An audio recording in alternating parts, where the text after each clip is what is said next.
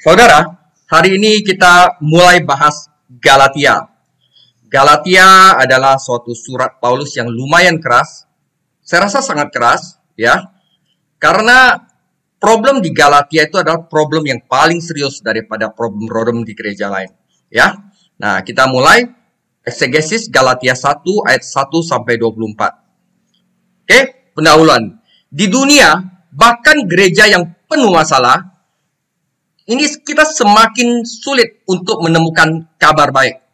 Bagi orang yang telah mempercayai Kristus sebagai juru selamat, kabar baik yang sebenarnya adalah Injil, yaitu Kristus telah mati bagi dosa-dosa kita. Menurut Alkitab, dia dikuburkan, dia bangkit kembali pada hari ketiga menurut Alkitab. Ya, ini adalah kabar baik bahwa orang-orang berdosa dapat diampuni dan masuk surga karena yang Yesus lakukan di kayu salib. Kabar baik tentang keselamatan melalui iman di dalam Kristus adalah pesan terpenting di dunia. Pesan ini telah mengubah hidup Paulus, melalui dia telah mengubah kehidupan orang lain. Tetapi pesan ini sekarang diserang. Dan Paulus keluar untuk membela kebenaran Injil. Beberapa guru palsu telah menyerang gereja-gereja di Galatia, gereja yang didirikan oleh Paulus, dan mengajarkan pesan yang berbeda dari yang diajarkan oleh Paulus. Jadi, Galatia 1 dan Galatia 2 adalah personal. Paulus mempertahankan otoritasnya. Oke? Kita baca dulu firman Tuhan. Galatia 1 ayat 1 sampai 5. Dari Paulus, seorang rasul, bukan karena manusia, juga bukan oleh seorang manusia, melainkan oleh Yesus Kristus dan Allah Bapa yang telah membangkitkan dia dari antara orang mati. Dan dari semua saudara-saudara yang ada bersama-sama dengan aku, kepada jemaat-jemaat di Galatia, kasih karunia menyertai kamu dan damai sejahtera dari Allah Bapa kita dan dari Tuhan Yesus Kristus yang telah menyerahkan dirinya karena dosa-dosa kita untuk melepaskan kita dari dunia jahat yang sekarang ini menurut kehendak Allah dan Bapa kita, baginya kemuliaan selama-lamanya. Amin. Saudara perhatikan ayat 1 dari Paulus. Dia katakan apa? Seorang rasul, bukan karena manusia, juga bukan oleh seorang manusia, melainkan oleh Yesus Kristus. Mengapa dia tulis gini? Saudara, otoritasnya diserang Paulus. Jadi cara untuk menyerang pesan seseorang, biasanya personalnya diserang dulu. Jadi kalau orang mau nyerang satu orang punya khotbah, dia akan serang pendetanya dulu. Di sini Paulus diserang. Dikatakan guru-guru palsu bahwa Paulus itu rasul bohongan.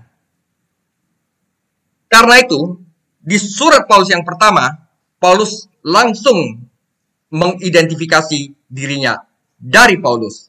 Seorang rasul yang bukan karena manusia dan juga bukan oleh seorang manusia, melainkan oleh Yesus Kristus. Oke? Ya, kita mulai. Jadi pertempuran dengan Injil palsu. Jadi saat Anda mulai membaca surat Paulus kepada orang-orang Kristen di Galatia, Anda dapat langsung mengetahui bahwa ada sesuatu yang sangat salah. Karena dia tidak membuka suratnya seperti biasanya dengan pujiannya kepada Tuhan dan doa untuk orang-orang kudus. Dia tidak punya waktu. Paulus akan terlibat dalam pertempuran kebenaran Injil dan kemerdekaan kehidupan Kristen. Guru-guru palsu sedang menyebarkan Injil palsu, yang merupakan campuran antara hukum dan kasih karunia. Ya, yang kita percaya apa sekarang sebagai orang Kristen bahwa semua keselamatan kita hanya oleh kasih karunia, ya, dari iman kepada Yesus Kristus. Ya, kalau misalnya ada hukum, ada kasih karunia, ya sama sekali bukan kasih karunia sekali. Kasih karunia itu seluruhnya, ya kan? Jadi di sini hanya Yesus yang ditinggikan. Yesus yang mengerjakan semuanya. Kalau Yesus plus uang, ya, berarti Yesus nggak terlalu ditinggikan. Misalnya ini YouTube ya, YouTube saya hanya Eko yang mengerjakan. Berarti Eko ditinggikan. Kalau bilang Eko sama Sony sama Dave sama siapa gitu ya, berarti Eko nggak terlalu ditinggikan. Begitu juga dengan demikian. Hanya Yesus Kristus, hanya kasih karunia yang diperoleh oleh iman kepada Yesus Kristus. Tidak ada tambahan lain-lainnya. Tidak ada puasa lah, tidak ada nanti bilang harus apalah, ya, harus ini, harus itu, harus ono. Hanya Yesus Kristus yang telah mati. Kita diselamatkan hanya oleh karena itu saja, ya. Nah, guru-guru palsu ini sedang menyebarkan Injil palsu yang merupakan campuran antara hukum dan kasih karunia, ya. Kalau misal sekarang, ya, gereja-gereja sekarang itu menyebarkan Injil palsu karena merupakan campuran antara aturan manusia dan kasih karunia. Semacam kayak begitu, ya. Paulus tidak akan berdiam diri dan tidak melakukan apa-apa. Bagaimana Paulus mendekati orang Kristen di Galatia dalam upayanya untuk mengajarkan mereka kebenaran tentang Injil? Dalam ayat-ayat pembukaan, Paulus menjelaskan otoritasnya. Oke? Otoritas pertama Paulus, ya, untuk membela gereja-gereja dari Galatia karena kerasulannya. Hanya Paulus itu adalah rasul, satu-satunya rasul untuk orang bukan Yahudi.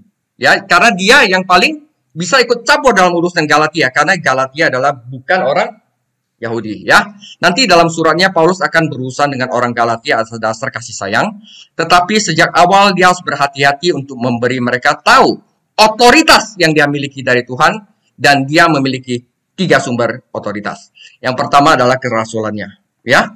Pada masa awal gereja, Tuhan memanggil orang-orang khusus untuk melakukan tugas-tugas khusus. Di antara mereka adalah para rasul. Jadi ada 12 rasul. Kata itu berarti orang yang diutus oleh Tuhan. Sementara dia melayani di bumi, Yesus memiliki banyak murid dan dari mereka dia memilih 12 rasul. Ya, belakangan salah satu persyaratan bagi seorang rasul adalah bahwa dia harus menyaksikan kebangkitan Yesus Kristus.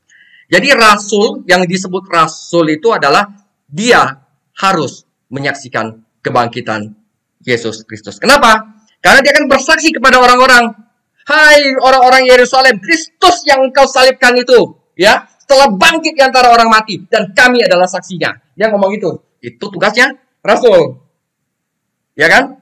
Tentu saja Paulus sendiri bukan murid atau rasul selama pelayanan Kristus di bumi, tetapi dia melihat Tuhan yang telah bangkit dan diajarkan dan ditugaskan olehnya. Karena itu Paulus adalah rasul. Nah, kita lihat ayatnya, ya. Kisah Para Rasul 1 ayat 21, jadi harus ditambahkan kepada kami seorang dari mereka yang senantiasa datang berkumpul kepada kami, dengan kami selama Tuhan Yesus bersama-sama dengan kami, yaitu mulai dari baptisan Yohanes, sampai hari Yesus terangkat ke sorga meninggalkan kami, untuk menjadi saksi dengan kami tentang kebangkitannya. Rasul itu tugasnya apa? Menjadi saksi akan kebangkitan Kristus. Karena itu dia harus lihat sendiri, ya. Kisah Para Rasul 2 ayat 32, Yesus inilah yang dibangkitkan Allah, dan tentang hal ini kami semua adalah saksi. Kalau nggak lihat Yesus sendiri bangkit, bagaimana dia bersaksi? Ya, Rasul ada 12 plus Paulus 1, selain itu tidak ada rasul lagi. Kisah Para Rasul 3 ayat 14, tetapi kamu telah menolak yang kudus dan yang benar, serta menghendaki seorang pembunuh sebagai hadiahmu. Demikianlah ia, pemimpin kepada hidup, telah kamu bunuh. Tetapi Allah telah membangkitkan dia dari antara orang mati. Tentang hal itu, kami adalah saksi. Rasul adalah saksi. Ya. Pertobatan ajaib Paulus dan panggilan untuk kerasulan menciptakan beberapa masalah. Sejak awal dia terpisah dari para rasul lainnya.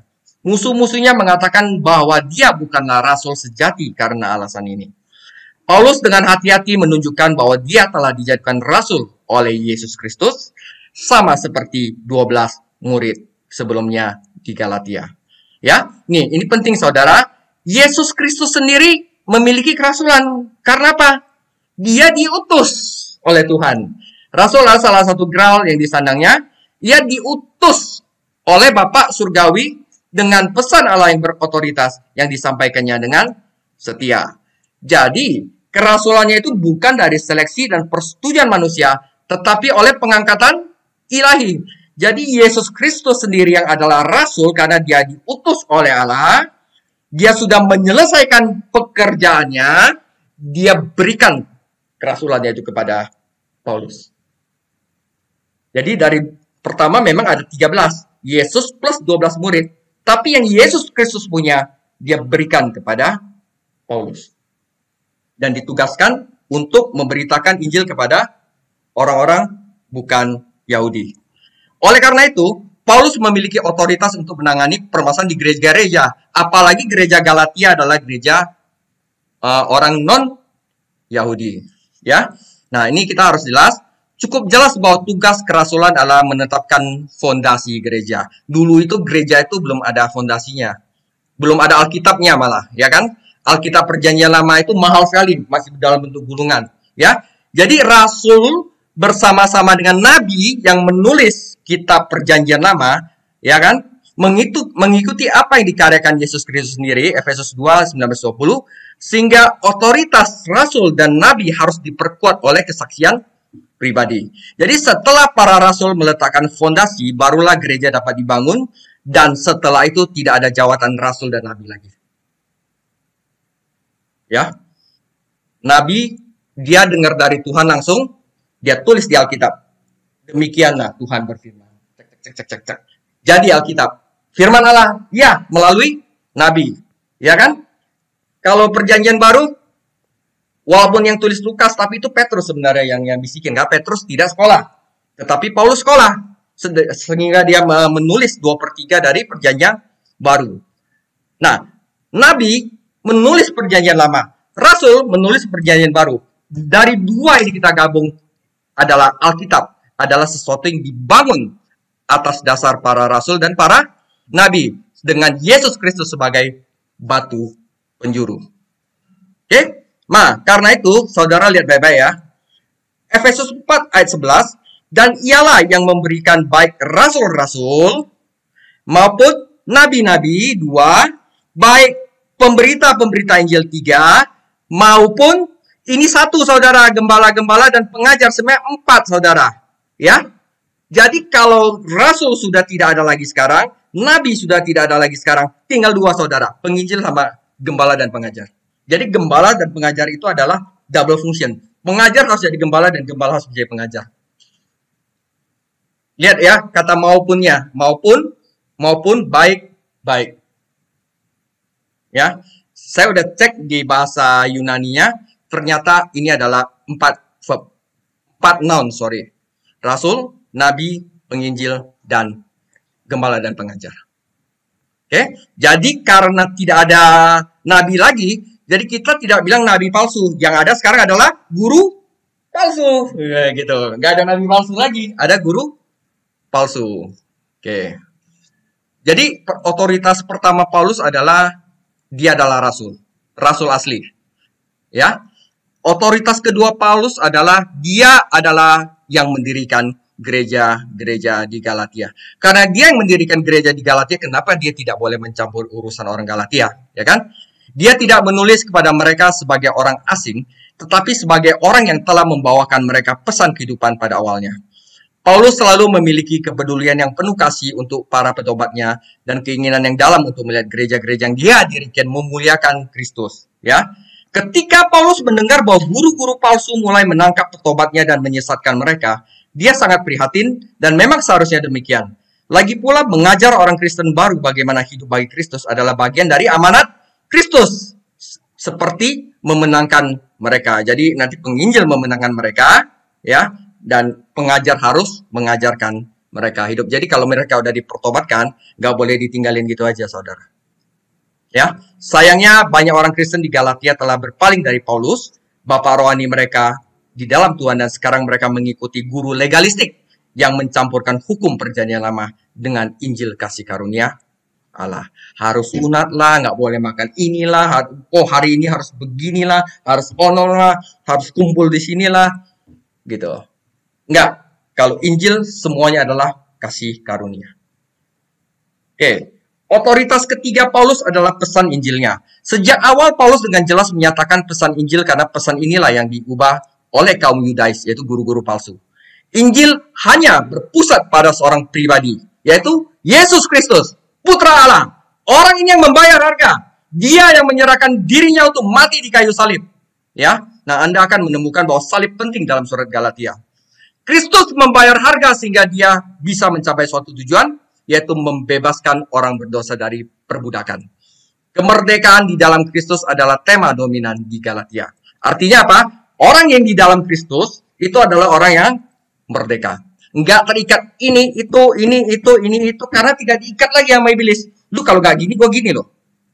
Udah lepaskan sama Kristus. Jadi jangan kembali lagi kepada peraturan-peraturan legalistik, ya. Guru-guru palsu ingin memimpin orang Kristen keluar dari kemerdekaan kasih karunia dan masuk ke dalam belenggu perbudakan hukum. Paulus tahu bahwa perbudakan bukanlah bagian dari pesan Injil, karena Kristus telah mati untuk memerdekakan manusia. Kerasulan Paulus, dia sebagai pendiri gereja di Galatia, dan pesan Injil Paulus adalah sumber otoritas dari Paulus. Ya, jadi Paulus lakukan ini karena dia diserang, saudara. Ya. Nah, bagian kedua, biasanya saudara, setelah pembukaan itu, surat Paulus itu biasa dia melakukan ucapan syukur. Aku bersyukur kepada Tuhan karena imanmu, ya. Ya, dan aku bersukacita karena engkau menaruh kasih satu sama lain. Demikian ya. Ini Paulus tidak ngomong ucapan syukur lagi, tidak ngomong doa lagi, langsung to the point. Aku heran bahwa kamu begitu lekas berbalik daripada dia yang oleh kasih karunia Kristus telah memanggil kamu dan mengikuti suatu Injil lain yang sebenarnya bukan Injil. Hanya ada orang yang mengacaukan kamu dan yang bermaksud untuk memutarbalikkan Injil Kristus. Ya, jadi saya sengaja memasukkan juga struktur surat Paulus itu biasanya dari siapa? Dari Paulus. Ya. Hamba yang dipenjara oleh karena Kristus misalnya. Kepada jemaat-jemaat di Filipi. Ya, salam, kasih karunia Allah dan damai sejahtera menyertai kamu. Terpujilah nama Tuhan Yesus, gini. Dan itu biasanya masuk ucapan syukur, saudara. Aku telah melihat bahwa engkau telah bersatu. Aku sangat bersyukur kepada Tuhan dengan demikian. Karena itu aku berdoa kepada Allah supaya kesatuanmu itu diteguhkan. Ya, masuk baru fondasi doktrin, aplikasi praktis, barusan penutup. Ya, salam penutup, barusan kasih karunia dan damai sejahtera lagi. Nah, di dalam surat Galatia, jadi dari bagian 1 dari Paulus, seorang rasul, bukan karena manusia dan bukan oleh karena manusia, tetapi dari Yesus Kristus, ya. Dan udah salam, dia tidak ada ucapan syukur, langsung dia tembak. Aku heran mengapa engkau lekas berbalik daripada dia yang oleh karena kasih karunia Kristus telah memanggil kamu dan mengikuti suatu Injil yang lain. Ya, jadi jelas ya, surat Paulus itu biasa gini. Tapi karena Galatia itu genting sekali gerejanya, jadi dia skip ucapan syukur, dia langsung pada to the point. Ya, kekhawatiran Paulus untuk jemaat di Galatia. Aku heran mengapa engkau lekas berbalik. Ini adalah alasan pertama dari kecemasan Paulus. Orang Galatia meninggalkan kasih karunia Tuhan. Ya, ini kata kerja meninggalkan ini. Maksudnya past continuous, maksudnya mereka sedang dalam proses meninggalkan dan belum sepenuhnya berpaling ya. Tuhan Yesus telah memanggil mereka dalam kasih karunia-Nya dan menyelamatkan mereka dari dosa-dosa mereka. Sekarang mereka bergerak dari kasih karunia kembali menjadi hukum. Mereka meninggalkan kemerdekaan untuk perbudakan, legalisme. Mereka melakukannya dengan sangat cepat tanpa berkonsultasi dengan Paulus Bapa rohani mereka atau memberikan waktu bagi Roh Kudus untuk mengajar mereka. Mereka menjadi tergila-gila dengan agama orang Yudais. Seperti anak kecil mengikuti orang asing karena dia menawarkan mereka permen. Ya, karena di legalisme, di hukum itu ada cenderung ada kayak kesombongan. Wah, aku bisa melakukannya lebih dari kamu. Kok kasih karunia apa yang mau disombongkan? Semuanya kasih karunia. Betul nggak? Ya. Jadi kasih karunia dan perbuatan itu tidak bisa campur. Ya. Kasih karunia Allah adalah tema dasar dari surat ini. Kasih karunia adalah perkenanan Tuhan untuk orang-orang berdosa yang tidak layak. Nah, jadi kita bikin tidak layak dulu. Hukum itu sebenarnya untuk merendahkan hati orang-orang yang sombong. Ya kan? Tetapi orang yang tidak tahu itu malah dia pakai untuk menindas orang lain. Ya. Kata-kata kasih karunia dan keselamatan berjalan bersama karena keselamatan adalah pemberian Allah melalui kasih karunia. Ya kan? Orang-orang percaya di Galatia tidak hanya berpindah agama atau berpindah gereja, tetapi sebenarnya meninggalkan kasih karunia Tuhan. Lebih buruk lagi, mereka meninggalkan Tuhan yang Maha Pengasih. Tuhan telah memanggil mereka dan menyelamatkan mereka. Sekarang mereka meninggalkan Dia. Untuk siapa biasanya bikin legalisme? Para pemimpin manusia yang akan membawa mereka ke dalam perbudakan. Kalau nggak ada aturan, bagaimana kepala bisa ngikat anak buahnya? Ya kan? Bagaimana kalau anak buahnya merdeka untuk diatur? Terpaksa para pemimpin-pemimpin yang tidak bertanggung jawab biasa bikin banyak aturan. Biar apa? Ngontrol anak buahnya. Senin harus ini, Selasa harus ini, Rabu harus ini, Kamis harus begini, Jumat harus gini, Sabtu libur lah. Minggu pelayanan. Biar apa? Nggak ada waktu untuk belajar firman lagi. Ya, perbudakan itu saudara.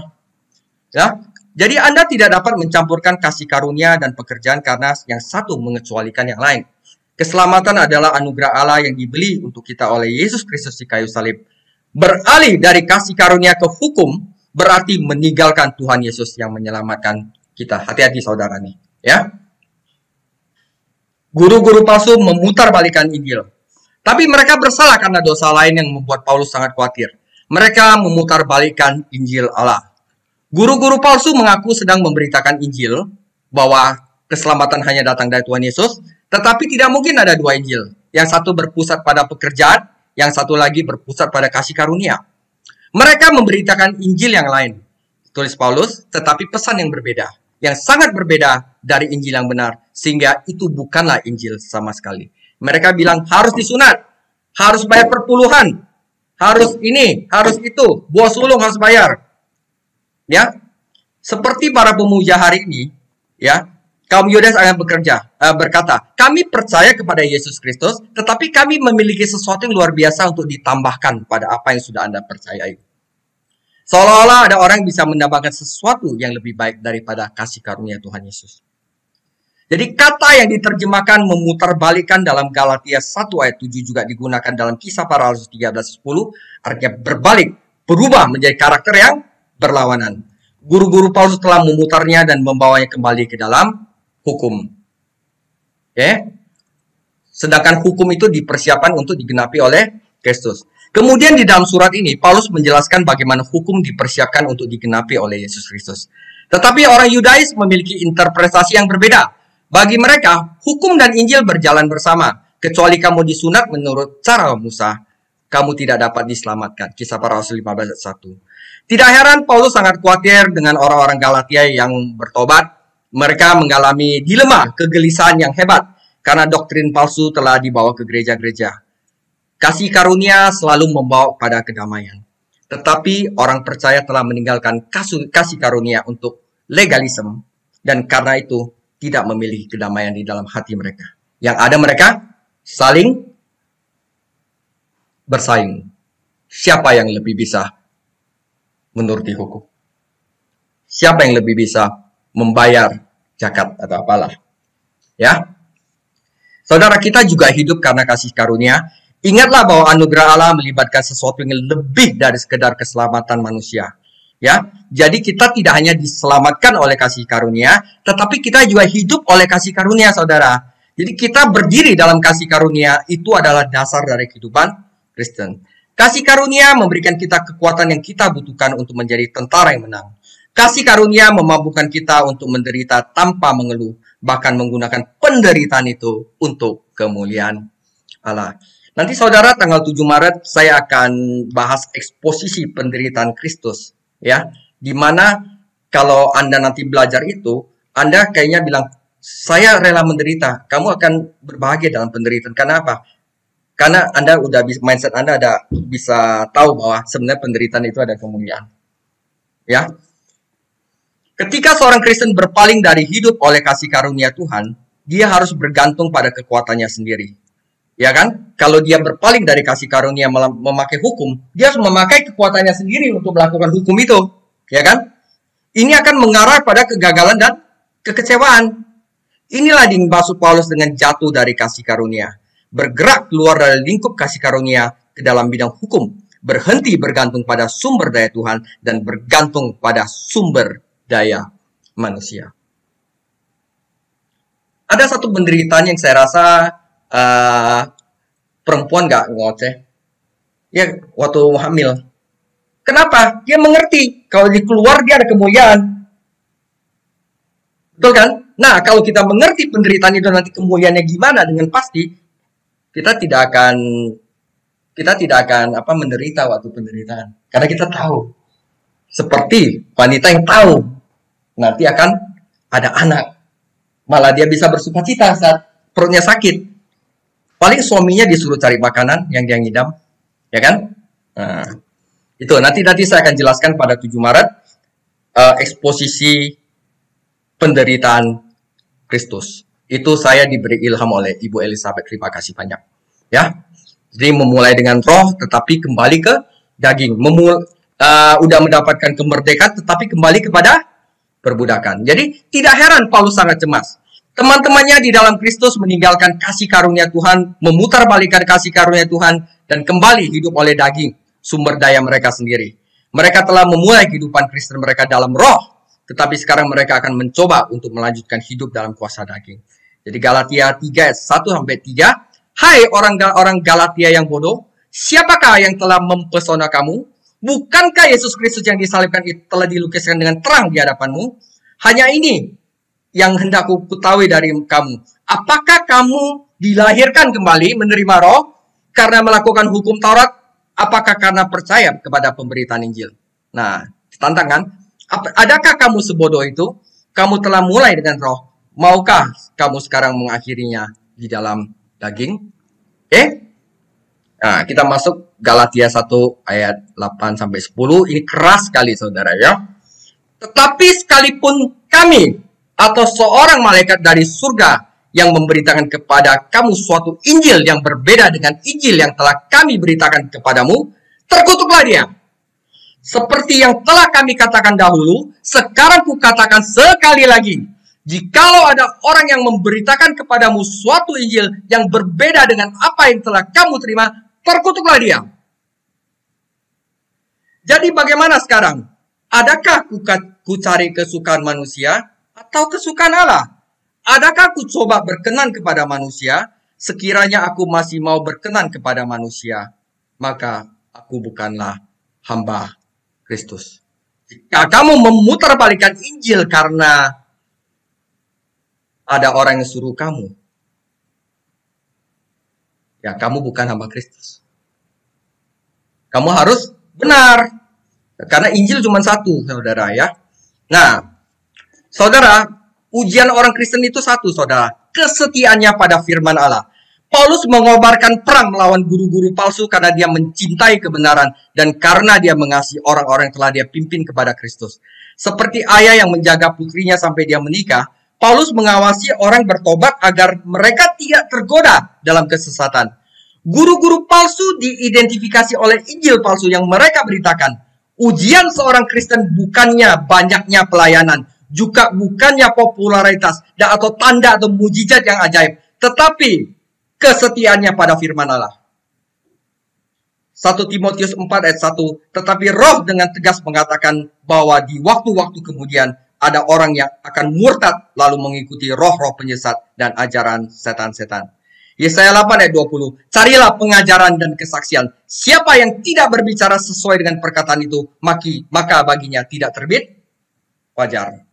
Ya, ujian kita sebagai hamba Tuhan juga adalah kesetiaan kita pada firman Tuhan.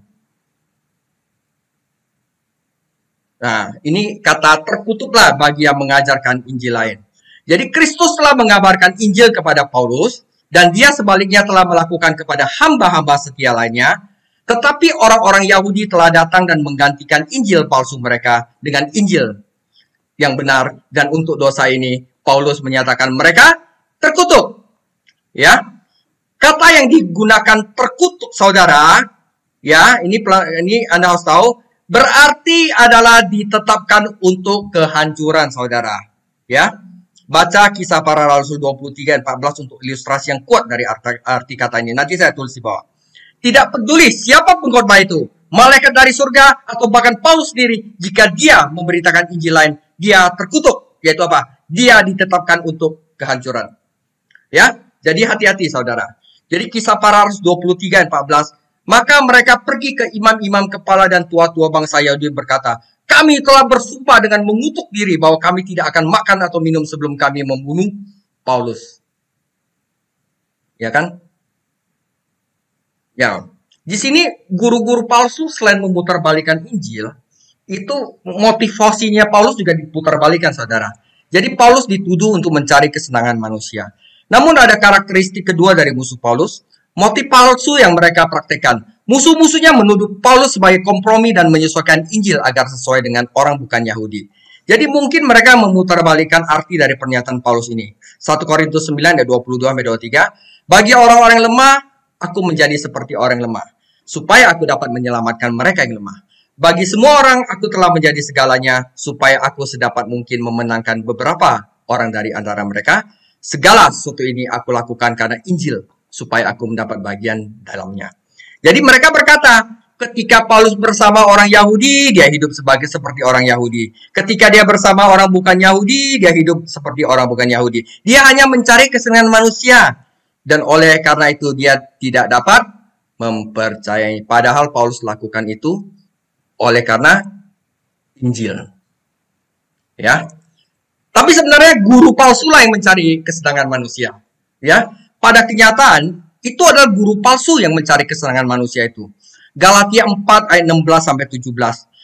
Apakah dengan mengatakan kebenaran kepadamu aku telah menjadi musuhmu? Mereka dengan giat berusaha untuk menarik kamu. Udahlah, datanglah ya. Tetapi tidak dengan tulus hati untuk ngajarin kamu firman. Untuk mempertobatkan kamu. Nggak tulus hati. Mereka mau mengucilkan kamu. Biar kamu nggak bisa kemana-mana lagi. Udah di sana aja. Supaya kamu dengan giat mengikuti mereka. Ya. Saya tidak usah kasih ilustrasi, Anda sudah tahu ya. Belakangan Paulus juga mengekspos guru-guru palsu sebagai kompromi kembali ke praktek perjanjian lama. Sehingga mereka tidak akan dianiaya oleh orang-orang Yahudi. Takut akan manusia ya. Paulus jelas bukan pria yang mencari kesenangan manusia. Pelayanannya tidak datang dari manusia. Pesannya juga tidak datang dari manusia. Lalu, mengapa dia harus takut pada manusia? Mengapa dia harus berusaha untuk mencari kesenangan manusia? Keinginan hatinya adalah untuk menyenangkan Kristus. Oke? Jadi jangan berkompromi untuk menyenangkan manusia. Banyak hamba Tuhan terus-menerus tergoda untuk berkompromi untuk menarik dan menyenangkan manusia. Tugas Paulus bukan untuk bermain politik, tetapi untuk mewartakan sebuah pesan, yaitu pesan Injil.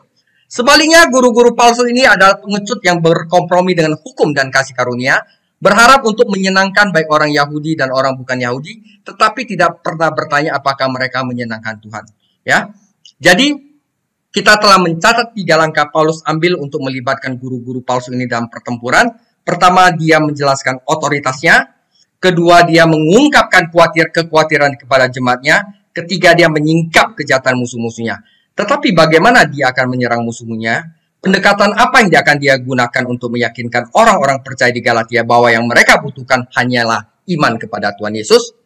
Disinilah kita nanti akan belajar surat Paulus kepada jemaat di Galatia secara keseluruhan, saudara ya.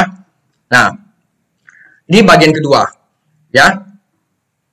Galatia 1 ayat 14, Galatia 1 ayat 11 sampai 14. Sebab aku menegaskan kepadamu, saudara-saudaraku, bahwa Injil yang kuberitakan itu bukanlah Injil manusia. Karena aku bukan menerimanya dari manusia. Jadi bukan Petrus atau Yakobus yang jelasin ke Paulus. Dan bukan manusia yang mengajarkan kepadaku. Tetapi aku menerima oleh pernyataan Yesus Kristus. Nah, dia cerita, ya. Sebab kamu telah mendengar tentang hidupku dahulu dalam agama Yahudi. Tanpa batas aku menganiaya jemaat Allah dan berusaha membinasakannya.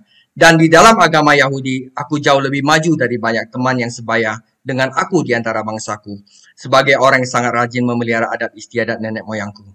Tetapi waktu ia yang telah memilih aku sejak kandungan ibuku, doktrin pemilihan ya saudara, dan memanggil aku oleh kasih karunia-Nya, dan berkenan menyatakan anaknya di dalam aku, irresistible grace, supaya aku memberitakan dia di antara bangsa-bangsa bukan Yahudi, maka sesaat pun aku tidak minta pertimbangan kepada manusia.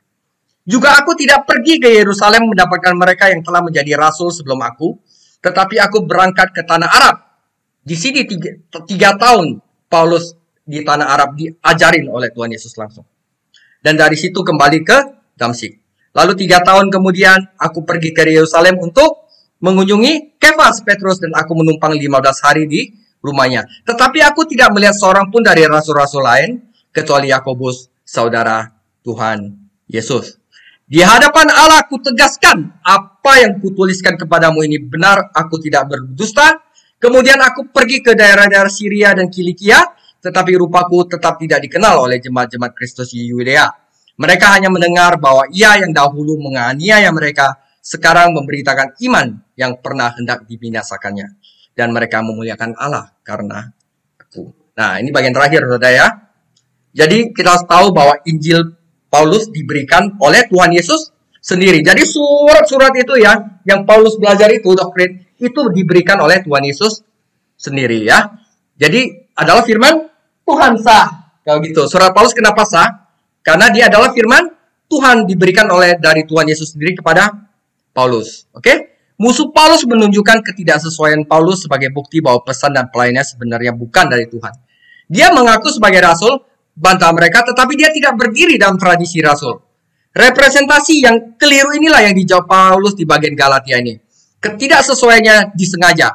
Tuhan Yesus telah memilih untuk mengungkapkan dirinya dengan cara yang berbeda dengan Paulus. Jadi dalam Galatia 1:11 dan 12, Paulus menyatakan temanya, pesan dan pelayanan yang berasal dari Tuhan.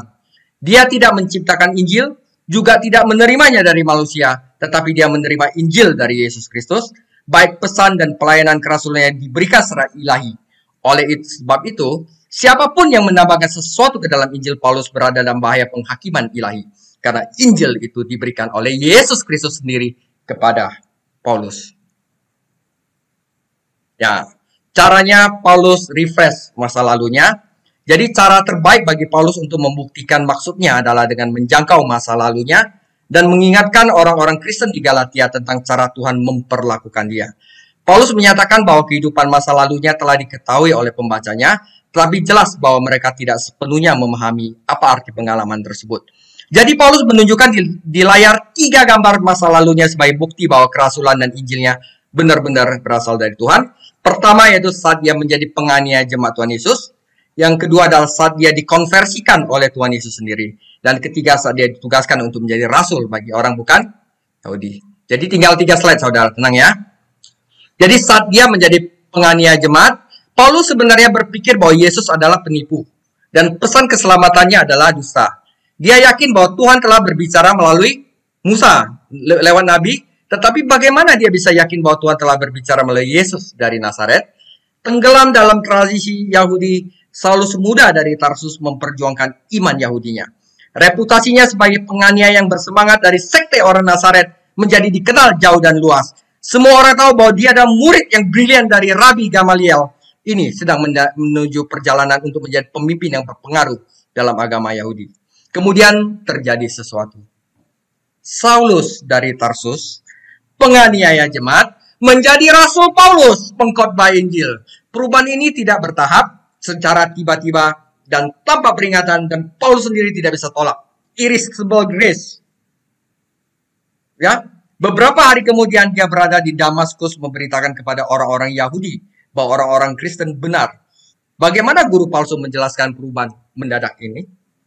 Kalau bukan dari Tuhan. Nah, kedua, saat dia dikonversikan oleh Tuhan Yesus sendiri. Keselamatan adalah anugerah Tuhan, bukan usaha atau pekerjaan manusia. Kasih karunia dan panggilan berjalan bersama-sama. Karena siapapun dipilih Allah dalam kasih karunia-Nya, dia akan dipanggilnya melalui firman-Nya. Jadi misteri kedaulatan Tuhan tidak sepenuhnya diungkapkan kepada kita. Kita tahu bahwa Tuhan tidak ingin ada yang binasa, dan bahwa mereka yang percaya Kristus menemukan bahwa mereka telah dipilih di dalam Dia sebelum dunia dijadikan. Jadi Tuhan memilih Paulus tidak hanya untuk menyelamatkannya, tetapi juga untuk menggunakan dia untuk memenangkan orang lain. Di dalam Alkitab, doktrin pemilihan tidak bersyarat tidak pernah diajarkan dengan tujuan untuk menghasilkan kesombongan atau keegoisan.